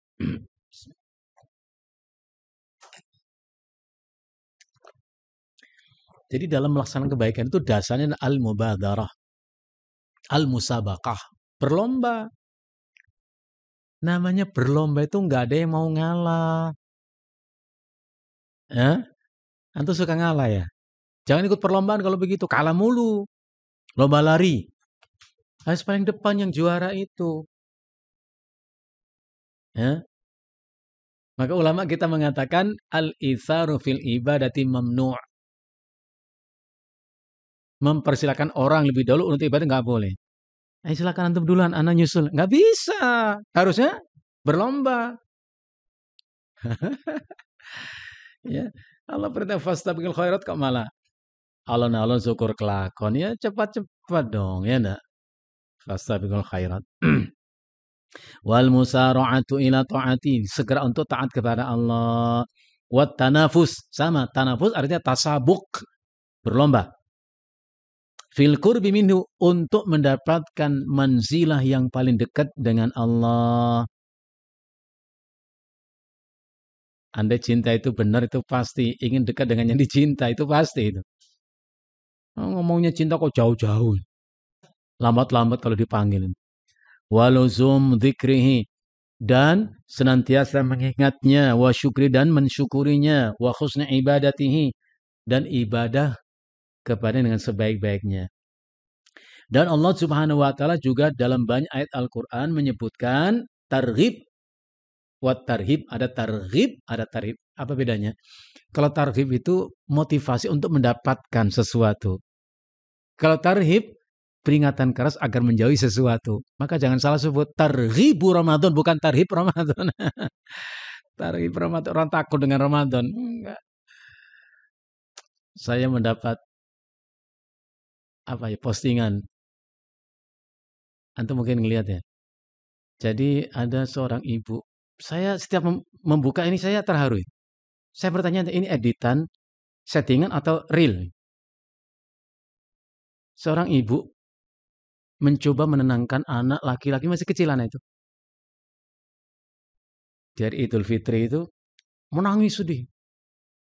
Menangis bukan karena nggak ada makanan. Justru di depan dia tuh ada nasi kebuli, ada potongan daging kambing yang begitu gedenya. Anak itu menangis. Sedih nak. Iya, kenapa sedih? Karena Ramadan akan pergi jauh. Nangis itu anak. Kata ibunya, tenang, sabar nak. Insya Allah nanti tahun depan akan ketemu lagi di Ramadan. Antum ingin dengar nggak itu? Coba saya putar sebentar ya. Antum mungkin juga punya rekaman ini. Ini setiap saya putar, saya berpikir hanya satu. Ini settingan atau beneran? Tapi kalau settingan kayaknya nggak mungkin. Ya.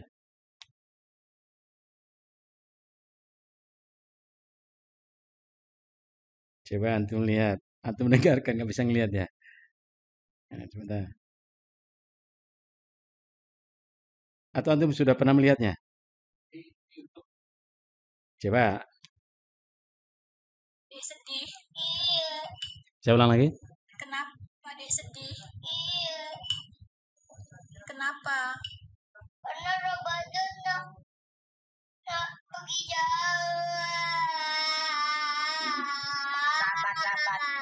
Iya, berdoa ya, semoga ketemu lagi sama Ramadan tahun depan ya. Iya. Amin. Udah sabar. Oke, jangan sedih, gak apa-apa. Tahun depan lagi masih banyak tahun lagi kita Ramadan ya. Antum kira-kira ini editan atau settingan atau beneran? Saya kira ini asli. Pertanyaan saya, apa di hati anak ini begitu rindu dengan Ramadan dan betapa kehilangan dengan Ramadan? Padahal rata-rata kita, jangan anak-anak, yang gede macam kita saja senang Ramadan berakhir nggak? Kapan pulang kampung, kapan Lebaran, begitu nggak? Saya asal muter ini pasti saya penasaran, kok bisa nah begitu ya? Kayaknya nangis saya sih ikhlas ini kayaknya. bukan buat-buatan, bukan editan. Yang saya lihat begitu. Jadi dia merasa kehilangan. Ini namanya syauq, rasa rindu untuk ketemu Ramadan. Kok saya hanya bertanya, kok bisa ya? Ya Allah. Berarti anda itu menikmati ya nuansa Ramadan, ya puasanya, ya ibadahnya, tilawahnya. Kalau kita malah seneng ya Pak, habis Ramadan itu. Hah? Ya Allah gitu. Jadi ada targhib, rughbah itu sangat senang. Ya, akan datang Ramadan itu senang. Bukan karena Ramadannya. Itu momentum kesempatan yang luar biasa. Nggak ada di luar Ramadan itu, nggak ada. Amalan sunnah saja diberi Allah Ta'ala seperti amalan yang wajib. Amalan wajib dilipatkan 70 kali lipat oleh Allah selama Ramadan itu. Bahkan ada satu malam yang malam itu lebih utama daripada 1000 bulan. Luar biasa itu. Ramadan pergi, biasa saja kita. Masya Allah. Gitu. Maka saya kalau memutar, ini benar apa enggak? Tapi kayaknya benar dah. Gitu. Anak sekecil itu kok begitu bersedih karena hilangnya perginya Ramadan. Namanya ar-rughbah. Allah juga sebutkan sifat-sifatnya inda ahkamihi, ketika Allah putuskan hukum-hukumnya, wa awamirihi wa nahi, ketika Allah perintahkan perintah, larangan-larangan, liyu'azzimal ibadu amru, supaya kita mengagungkan perintah Allah itu. Jadi kalau diperintah oleh Allah, sungguh-sungguhlah melaksanakan perintah itu, jangan main-main. Yang menarik, Allah bukan sekedar perintahkan kita perintah, diberi Allah balasan kok. Allah nggak sekedar nyuruh dan memerintah, ada balasan untuk orang taat kepada Allah. Begitu sebaliknya, kalau kita dilarang, ya tinggalkan. Karena larang itu kalau kita kerjakan ada ancaman, ya, bukan tanpa akibat. Orang nggak sholat pada saat itu perintah Allah, bukan tanpa akibat. Orang yang khianat pada Allah perintahkan amanah, bukan tanpa akibat nanti. Maka Allah Subhanahu wa Ta'ala ingatkan orang-orang yang zalim di antara hamba-hambanya. Allah mengatakan fasaya'lamul ladzina zalamu ayyamunqalabi yanqalibun. Kata Allah, orang-orang yang zalim akan tahu akibat kezalimannya. Kalau nggak berhenti, hati-hati. Termasuk peringatan Allah dalam surat Al-Kahfi, ikhwan. Allah berfirman, wa tilkal qura ahlaknahum, dan negeri-negeri itu telah kami hancurkan, kami binasakan. Kapan? Apa sebabnya? Lamma zalamu, ketika mereka berlaku zalim di negeri itu. Wa ja'alna limahlikihim mau'ida, dan kami jadikan kehancuran negeri itu waktu yang telah kami tentukan. Kalau bahasa kita, setting timernya itu sudah berjalan. Tinggal nunggu 00.200 pasti terjadi. Makanya Rasulullah mengatakan ummati ummatun marhumah. Umatku itu umat yang sangat disayangi oleh Allah. Sebanyak dosa apapun kita, ditunggulah, dinanti oleh Allah. Kalau kita bertobat, Masya Allah. Sampai-sampai Rasulullah mengatakan innallaha ta'ala yabsutu yadahu bil-lail liyatuba musi'un nahar. Allah bentangkan tangannya, Allah buka tangannya di malam hari supaya ia terima tobatnya orang berbuat dosa di siang hari. Masya Allah. Allah bentangkan tangannya di siang hari supaya terima tobat orang berbuat dosa di malam hari. Dari situ Syekh Utsaimin mengatakan, itulah waktu tobat yang paling lambat. Andai kita tobat malam hari atas dosa di siang hari itu terlambat. Yang benar itu adalah langsung bertobat. Amalkan firman Allah, innamat taubatu 'ala Allah lilladzina ya'maluna su'a bijahalah thumma yatubuna min qarib. Sesungguhnya tobat kepada Allah itu hanyalah bagi orang-orang mengerjakan keburukan, kemaksiatan karena kebodohan. Dan Ibnu Abbas mengatakan semua pelaku dosa adalah bodoh. Kenapa disebut bodoh? Karena dengan sengaja dan sadar melakukan satu perbuatan yang akibatnya dia celaka, dia binasa. Tsumma yatubuna min qarib. Kemudian mereka bertobat dalam waktu yang pendek. Maka Rasulullah mengatakan wa'ad bi'is sayyi'atal hasanah tamhuha. Iringilah keburukanmu dengan kebaikanmu. Namanya beriringan itu nggak jauh jaraknya. Dibuat beriringan, satu di Cikarang, satu di sana itu, Cakung sana. Gimana beriringan? Udah jauh jaraknya itu. Jadi kita harus belajar. Dosa merupakan satu keniscayaan dalam hidup manusia. Satu kepastian. Karena Rasulullah mengatakan, laulam tudhnibu la dhahaballahu bikum. Kalau sekiranya kalian tidak berdosa, tidak punya hasrat untuk berbuat dosa, Allah binasakan kalian. Itu dikeluarkan Imam Muslim dalam kitab sahihnya. Rasulullah juga mengatakan kutiba li ibni adama nasibuhu minaz zina mudrikhu la mahalata. Sudah ditetapkan atas diri manusia perbuatan dosanya. Dia pasti melakukannya dan tidak akan bisa menghindarinya. Jadi dosa merupakan ketentuan Allah. Dan Allah tetapkan dosa bukan untuk diazab kita karenanya. Justru dosa itu menunjukkan betapa kita memang lemah. Dan untuk diampuni Allah kalau kita minta ampun. Bahkan Rasulullah mengatakan at-taibu minadz-dzambi kaman la dzambalahu. Orang yang bertobat dari satu dosa sama dengan tidak berdosa. Maka Rasulullah perintah kita banyak-banyak bertobat. Ya ayyuhan nas, kata Nabi, tubu inallah, hai manusia, bertobatlah kepada Allah, wastaghfiru, mintalah ampunan kepada Allah. Fa inni atubu ilai fil yaumi mi'ata marrah, karena aku pun meminta ampunan kepada Allah 100 kali dalam satu hari. Antum berapa kali, Ikhwan? Saya nggak tanya dosa antum berapa kali, banyak. Minta ampunnya berapa kali kepada Allah? Ya. Istighfar tapi dengan sadar, bukan hanya kata yang diucap. Astagfirullahaladzim. Istighfar itu pernyataan, deklarasi yang menunjukkan kita menghentikan perbuatan itu. Pertama, jadi diputuskan. Ya. Yang kedua, menyesali perbuatan itu. Yang ketiga, munculkan azam tidak akan mengulang lagi. Ngomongnya istighfar tapi masih dilakukan, gimana istighfar? Hah?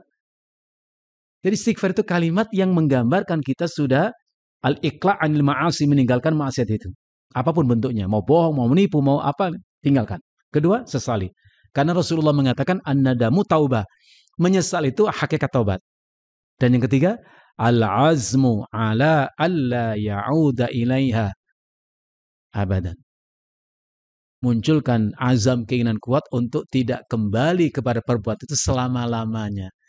Antum mungkin tanya begini, Ustaz, bagaimana sih caranya supaya saya nggak kembali kepada perbuatan dosa saya? Caranya adalah bencilah kemaksiatan itu. Sebagaimana kau benci dicampakkan ke dalam neraka. Nggak ada orang senang dimasukkan ke neraka. Padahal masuk neraka itu hanya hanya akibat dari sebab, yaitu berbuat dosa. Jadi kita harus sadar, setiap kita berbuat dosa, berarti kita berbuat sesuatu yang menjadi sebab memang kita dihadap oleh Allah. Pasti akan hati-hati. Ya. Wallahu a'lam bissawab. Sampai di sini ikhwan, apa yang kita bahas. Insyaallah masih kita lanjut pada kesempatan berikutnya. Semoga Allah senantiasa merahmati dan memberkahi kita semua. Sebelum kita tutup kajian kita di kesempatan yang berbahagia ini, dari apa yang tadi kita bahas, mungkin ada poin-poin yang ingin antum sampaikan. Kalaupun ada, silakan.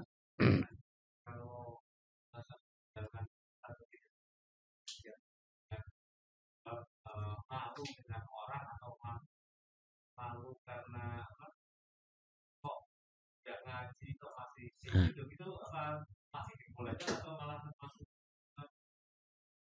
Nah, ya, antum mendengarkan penjelasan Al-Fudail bin Iyad radhiyallahu anhu.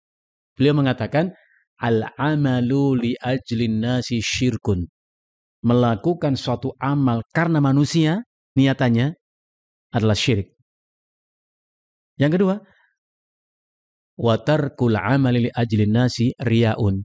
Dan meninggalkan suatu amalan karena manusia. Loh Pak Haji kok berbuat maksiat kan nggak pantas. Nggak benar, karena takut dikata-katain oleh manusia. Ditinggalkan itu maksiat. Riya, itu riya. Dan dua-duanya adalah merusak amal. Dua-duanya merusak amal. Mukhbitun lil a'mal. Maka Syekhul Islam pernah ditanya, yang merusak amal itu syirik besar atau syirik kecil? Beliau mengatakan syirik besar. Tapi di kesempatan ini beliau mengatakan termasuk syirik yang kecil. Yang ketiga, Fudail bin Iyad mengatakan wal ikhlasu, sedangkan ikhlas yang merupakan penentu amal diterima oleh Allah adalah ayyu'afiyakallahu minhuma, yaitu apabila Allah menyelamatkanmu dari kedua-duanya. Tidak kau kerjakan amal karena manusia dan tidak pula kau tinggal amal karena manusia, tetapi kau kerjakan satu amal atau bahkan kau tinggalkan amal karena Allah. Memang harus belajar. Ilmu butuh dipelajari, amal harus dipelajari lagi. Tatbiknya, itu tadi tatbik, implementasinya. Ustadz, saya ya sholat itu karena Allah lah, pastilah. Tapi kan saya juga pengen mertua saya itu tahu saya itu menantu yang soleh gitu. Boleh atau tidak? Itu rusak amal kita. Jangan dianggap gak apa-apa. Itu rusak amal kita. Coba tengok ujung surat Al-Kahfi. Faman kana yarju liqa'a rabbih, siapa yang mengharap pertemuannya dengan Allah Rabbnya dalam keadaan ridho dan Allah ridhoi, falyamal amalan salih, beramal saleh lah. Cukup? Enggak. Yang kedua apa? Wala yusyrik fi ibadati rabbi ahada, jangan menyekutukan, menyertakan dalam niatan amal itu kepada Allah dan selain Allah, jangan. Ini satu gelas air ya putih bisa diminum enak, sedap, segarin. Kalau kita campur setetes racun, setetes doang, tetesnya. Pertanyaannya, apakah air ini terkontaminasi oleh setetes racun tadi atau racunnya netral karena lebih banyak volume air? Lebih mana? Yang mana? Jawaban antum. Apakah segelas air ini terkontaminasi oleh setetes racun tadi ataukah yang kedua, racun itu netral karena volume air lebih banyak? Yang mana? Kontaminasi, ini jadi rusak air ini. Coba siapa yang berani minum? Ayo silakan nanti minum. Air putih Ustaz? Iyalah air putih. Cuman tadi saya tetes satu tetes racun saja. Sianida, ini saya tetes doang kok. Siapa yang berani minum? Kalau nggak menggelepar? Apalagi segelas racun ditambah setetes air. Lebih dahsyat lagi. Riyanya sedikit saja. 99% amal itu ikhlas karena Allah. 1% riya. Habis. Makanya gak mudah ikhlas itu. Imam Ahmad bin Hanbal ditanya seseorang, Ya Aba Abdillah kaifal ikhlasu fil amali. Abu Abdillah, gimana sih kita ikhlas dalam amal itu? Saya takut amal saya rusak. Beliau mengatakan ayyu alija nafsahu. Setiap kita yang mau beramal apapun amal itu, periksalah hatimu, tengoklah jiwamu. Makna asal mu'alaj itu obatilah hatimu. Jadi kalau kita masih punya pamrih-pamrih selain Allah, ngarepin pujian manusia, itu penyakit yang butuh diterapi, diobati. Maka beliau menyebut istilah yu'aliju nafsahu, mengobati hatinya. Sampai ia yakin sepenuhnya bahwa amal itu dikerjakan hanya dan hanya karena Allah. 100%. Itulah ikhlas. Atau pasti menjawab, oh susah ternyata ya. Ya iya. Tapi ingat, susah itu bukan berarti tidak mungkin. Tapi butuh mujahadah. Butuh pelatihan, butuh kesungguhan. Ya.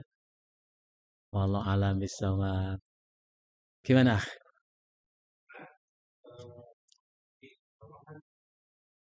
Nah.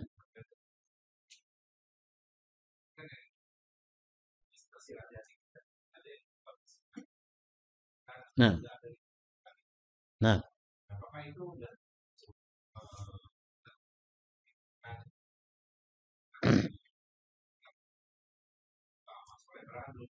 Nah.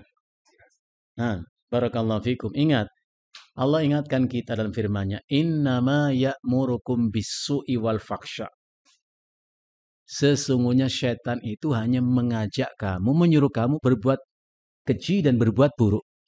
Artinya setiap lintasan perasaan di benak kita, hati kita, keburukan, kejahatan, kemaksiatan, pasti syaitan membisikkan kita. Pertanyaan, punya proteksi atau tidak kita? Punya perlindungan atau tidak?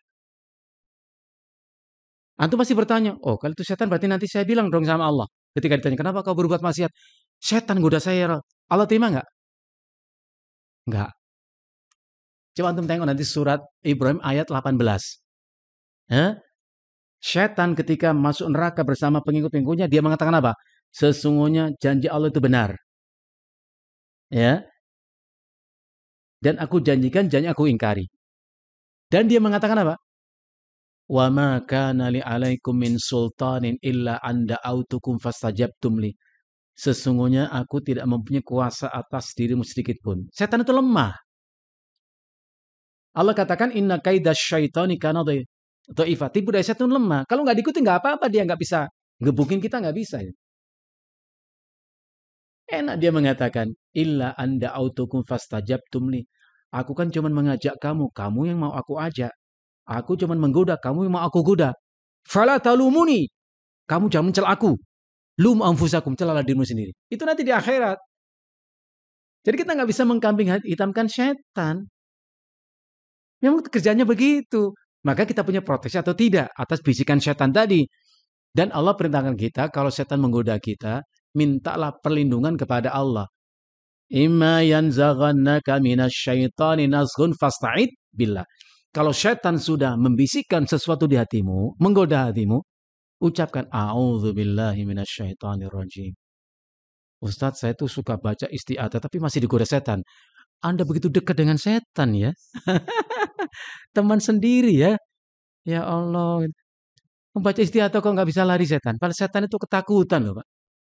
Hah? Jadi kita itu punya syahwat, dan syahwat itu kata Imam Ghazali, tunggangannya setan. Alat untuk memperdaya kita itu syahwat itu. Maka dengan banyak makan, banyak kuat syahwat kita. Lalu setan menggoda kita. Coba kalau antum kenyang makan. Ada yang kemenangan. Muncul pikiran, entar dulu ngasuh dulu lah, kenyang. Saya udah kena itu, Makanya ulama kita mengatakan la ta'kul katsiran, kamu jangan banyak makan. Fatashrabu katsiran. Kalau kamu banyak makan, minumnya pun banyak. Kalau makan banyak, minum banyak, fatanamu katsiran, kamu banyak tidur. Ya? Maka kamu akan menyesal. Ya makan secukupnya lah untuk menguatkan tubuh kita. Makanya makan itu butuh, bukan keinginan, kebutuhan. Pak. Jadi makan itu ini kebutuhan. Kalau nggak butuh ya jangan. Oh ini udah kenyang masih aja makan. Enak makan, enak minum, enak tidur. Itu sudah rumusnya begitu Pak. Kurang makan, kurang minum. Nggak bisa tidur Pak. Ibu lapar, bubuk sayang. Mana bisa? Lapar itu disuruh makan, kasih makan, suruh tidur, mana bisa tidur dia. Yang banyak makan, banyak minum, banyak tidur. Sedikit ibadah, ya dah. Maunya setan begitu, tapi setan nggak bisa disalahkan. Memang sudah begitu ketentuan Allah ya. Jadi kalau muncul pikiran buruk itu jangan, ini dari satu dari setan ya. Allah katakan begitu. Innama ya'murukum bis-su'i wal faksha. Setan itu hanya nyuruh kamu berbuat buruk dan berbuat keji. Nggak ada nyuruh kita berbuat baik itu. Hah? Makanya Rasulullah mengatakan kalau kita mau keluar rumah untuk ke satu tempat, kalau niatan kita itu berbuat kebaikan, maka di depan pintu rumah kita, malaikat-malaikat akan membimbing kita untuk mendapatkan kebaikan sampai kembali ke rumah. Maka kalau berbuat baik, jangan cepat-cepat pulang ke rumah. Hah? Tapi kalau kita mau keluar rumah, niatan berbuat buruk, depan pintu, syaitan sudah menunggu kita. Dan kita akan dijerembabkan dalam keburukan sampai kembali ke rumah. Artinya kalau kita berbuat, cepat kembali ke rumah. Faktanya nggak begitu Pak ya? Kalau ngaji gini nggak betah. Pengen pulang kan dari tadi ya? Ya. Enggak, antum nggak pengen pulang. Kalau gitu saya nggak pengen pulang ya. Nah. Tapi kalau berbuat maksiat, betah, Masya Allah. Parkir motor di kafe kekinian tuh. Sebelum parkir sampai nanti malam. Kagak pulang-pulang, betah banget ya. Urusan mereka, iya juga urusan mereka sih. Gitu. Tapi kenapa kalau orang berbuat baik kok cepat pengen pulang gitu. Padahal malaikat membimbing kita untuk meraih kebaikan. Kalau berbuat buruk cepat pulang gitu loh. Hah? Pak pulang Pak, ntar nanggung. Masih ngocok kartu, nanggung. Allahu Akbar. Hah? Kalau ngaji kenapa cepat tutup kitabnya Mbak ya? Kenapa cepat tutup ya? Ustadz udah lama 8:30. Iya ternyata kalau ngaji itu nggak berasa ya. Waktu berlalu begitu cepat ya. Insya Allah. Semoga Allah senantiasa merahmati memberkahi kita semua ikhwan. Insyaallah kita ketemu pada kesempatan berikutnya. Nas'alullah al-afwa wal-afiyah. Sallallahu ala nabiyyina Muhammadin wa ala alihi wasallam. Subhanakallahumma bihamdika asyhadu an la ilaha illa anta astaghfiruka wa atubu ilaik. Assalamualaikum warahmatullahi wabarakatuh.